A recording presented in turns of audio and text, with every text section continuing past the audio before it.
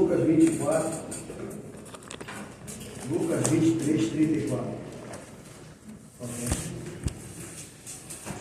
Lucas 23, 34.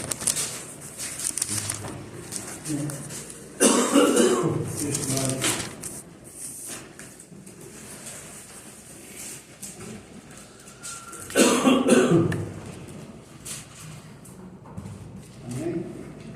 Amém.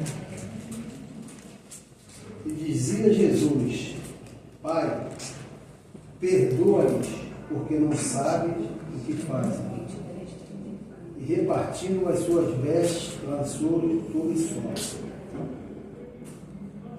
Se eu pudesse dar um título para essa mensagem, eu dava o seguinte título: A agonia na cruz. Isso aqui a gente está falando da crucificação de Jesus Cristo, ao qual foi pago um alto preço para que todos nós pudéssemos estar aqui nessa noite. A introdução é o perdão que triunfa sobre a injustiça. Lucas nos conduz ao momento da crucificação. Jesus foi traído, preso, julgado injustamente, espancado e pregado na cruz. Humanamente, seria esperado ouvir as palavras de condenação ou até mesmo de vingança. Em vez disso, a primeira palavra registrada por Lucas na cruz, por Jesus na cruz, é uma oração de intercessão. Pai, perdoa-lhes. Essa oração ela nos revela o coração de Cristo e o propósito da sua missão. A gente pode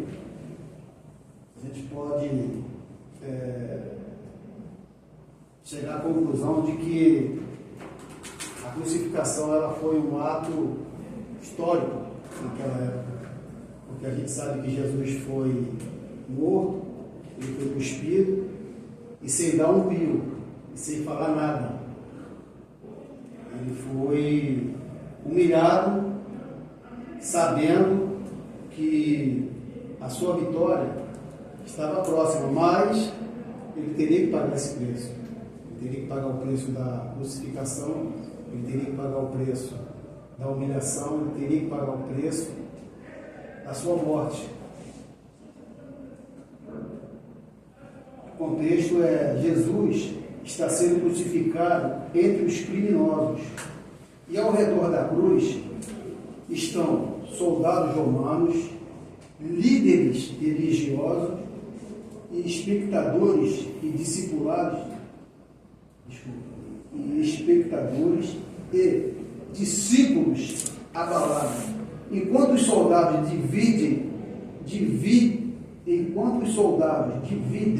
as suas roupas, a multidão zomba dele, e Jesus ora pelos seus perseguidores.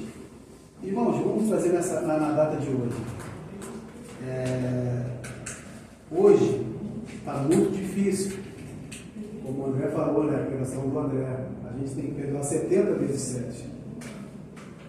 E por ironia do destino, hoje aconteceu um fato lá no meu trabalho, e que foi quase a mesma coisa. O encarregado, ele fez uma coisa errada, e 18 pessoas, acho que são 18 de segurança, se não me falha a memória, tudo crucificando o rapaz, tudo caindo de pau em cima dele. E querendo que eu fizesse o mesmo. Eu falei: não, cara, não vou fazer isso não. Tá maluco? Ah, você faz isso porque você é da igreja? Não, não é da igreja. O cara vem fazendo. O cara é acostumado a fazer 100%. O dia que o cara faz 99%, acabou a credibilidade do rapaz? Não. E aí ele fala: ah, mas você da igreja, que nós sou evangélico, ah, mas você da igreja é diferente, você... Não é assim, cara. A gente tem que perdoar, cara. A gente tem que perdoar. E eu tive um problema uma pessoa aqui na sala de aula que por uma palavra mal colocada da minha parte, por uma palavra mal colocada, por uma brincadeira mal brincada, eu quase perdi a amizade dessa pessoa. Quase perdi a amizade dessa pessoa. E o diabo, ele nem veio minando, o diabo ele entrou de uma tal maneira que se eu e essa pessoa não fosse no evangelho, crente, a gente estava sem se falar até hoje. Aí ia acabar a amizade da família, ia acabar a amizade por ele, que eu amo essa pessoa, entendeu? Mas aí, nós chegamos ao denominador comum, eu pedi perdão a essa pessoa, e hoje, graças a Deus, a nossa amizade foi restaurada. E assim, mas para que serviu isso? Para que a gente não der, principalmente da minha parte, que o errado foi eu. E eu que brinquei na hora errada. Entendeu? Eu costumo brincar com a pessoa de uma forma e fui brincar com essa pessoa de outra forma. Ou seja, não é todo mundo que a gente tem certo tipo de brincadeira. Mas graças a Deus, pedi perdão, nós pedimos perdão, conversamos, para a honra e glória do Senhor, nós estamos, a nossa amizade foi restaurada. Amém. O perdão nasce no coração do Pai. Jesus declara: Pai, perdoa-lhes. Mesmo em sofrimento extremo, Jesus mantém a sua comunhão com o Pai. Ele não reage movido pelo ódio, mas pela misericórdia. O perdão começa em Deus. Cristo nos demonstra que a sua missão era reconciliar pecadores com o Pai. Aplicação. O cristão é chamado a responder às ofensas com a mesma disposição. Depende de Deus em vez de alimentar a amargura. O perdão alcança pessoas que não o merecem. Perdoai-lhes. Jesus ora por aqueles que crucificavam. Entre eles estavam soldados que executavam a sentença, autoridades religiosas, que contra eles, pessoas que participaram da zombaria, todos de que alguma forma contribuíam para a sua condenação. Isso revela que a graça de Deus alcança os mais culpados. Eu confesso para vocês que eu estava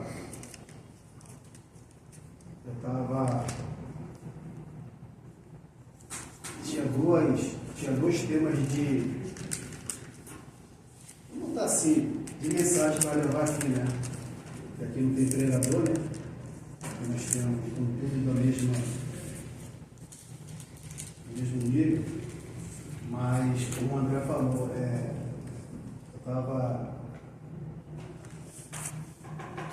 Quando a Sandrinha botou esse tema aí, eu estava querendo falar sobre sonhos. Eu ia até trazer um testemunho da minha parte nessa breve introdução aqui.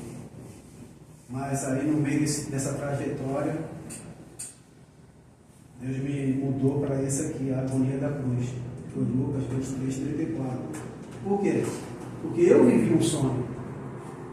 A gente lá em casa, a gente brinca que eu dormi na Chatuba e acordei em Nova York. Eu passei 2 noites em um hotel em Nova York. No Central Park. Alcenei um cara lá da Chatuba, pedreiro.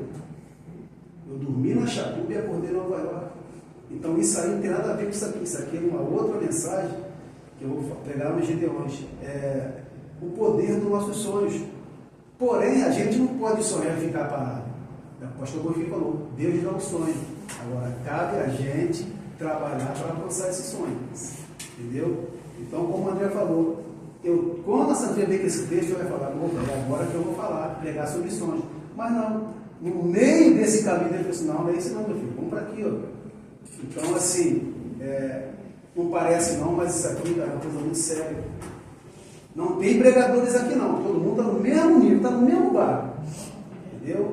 Talvez até o André, que é mais acostumado com a gente de pregar. O André, eu sei que ele dá outra igreja, então aonde o André é acostumado a fazer isso, junto com a Ingrid. Mas a gente aqui não. A gente aqui é acostumado no máximo a abrir um culto. Entendeu? Mas se porventura achar, o pastor falou assim, ó, você vai pregar, é porque Deus já revelou para ele que a gente tem capacidade de pregar. Mas se analisar direitinho, o André e os caminhos. Entendeu? Que estão acostumados com essa, que a gente aqui no máximo, a gente aqui abre culto. Como eu vou abrir no domingo. O Rodolfo vai abrir agora o culto e eu vou abrir no domingo. O pastor agora falou comigo que agora vai começar a botar os diáconos e obreiros para começar a abrir culto. Mas já vai começar Eita glória! Entendeu? Porque antigamente aqui era assim, antigamente só tinha aqui eu, Antônio Carlos, Adriano, Reginaldo e o Alcione. E era o Demi e o Claudinho. E o André também, o André sabe disso. Às vezes o Claudinho estava na reunião no banco e o Demi estava na concretagem, não podia vir, né, André? Aí o Alexandre, meu irmão, era do doutor, aí às vezes a gente tinha que abrir culto. A gente nunca orava naquela época. Eu realmente nunca orava igual naquela época, a gente pedia a Deus para chegar um dos dois, porque senão a gente ia ter que pregar. A pessoa, você não está esperando, você não está. Aí de repente, ó, o pastor Demir e o pastor Claudinho vem. Então quem tem que pregar vai ser os diáconos, os obreiros. Então assim, é só pela misericórdia mesmo, entendeu? Então eu louvo a Deus pela vida da Sandrinha, que está olhando o tempo. Que nos dá essa oportunidade. Vamos lá, mas vamos lá para a conclusão. A conclusão é o seguinte: Lucas nos apresenta um Salvador que responde o ódio com amor, a violência com intercessão e ao pecado com perdão. A cruz revela que o amor de Cristo é maior que a maldade humana. O perdão é oferecido mesmo aos culpados, graças de Deus continuar disponível para todos aqueles que se arrependem e creem. Cristo mesmo sofrendo, orou pelos seus inimigos, recebeu o perdão e transforma os relacionamentos com Deus e também a maneira com que tratamos aqueles que nos ofendem. E assim eu agradeço.